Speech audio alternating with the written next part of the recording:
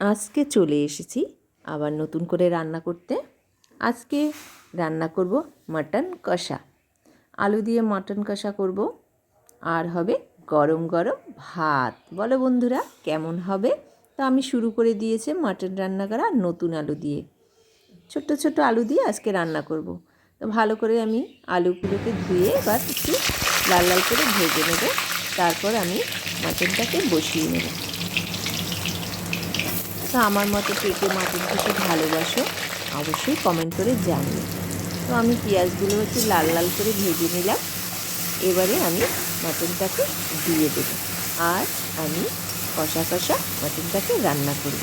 তোমরা কিন্তু আমার সাথে থেকো অবশ্যই। আমার পেঁয়াজটা ভালো করে আমি ভেজে নিলাম এবং মাটনটাকে এবার দিয়ে দেব।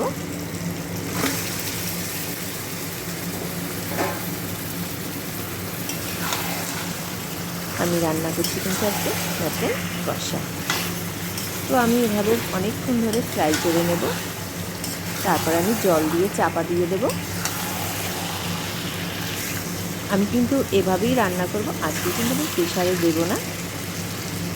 তো তোমরাও চেষ্টা করতে পারো প্রেশারে না দিয়ে এভাবে একদিন রান্না করে খেতে। দেখো কত সুন্দর কালারটা এসেছে। তাহলে আমার রান্না কিন্তু মোটামুটি হয়ে এসেছে। এবার আমি আলুগুলো দিয়ে জল দিয়ে নামিয়ে দেব। আজকের মতো এখানেই বিদায় নিলাম।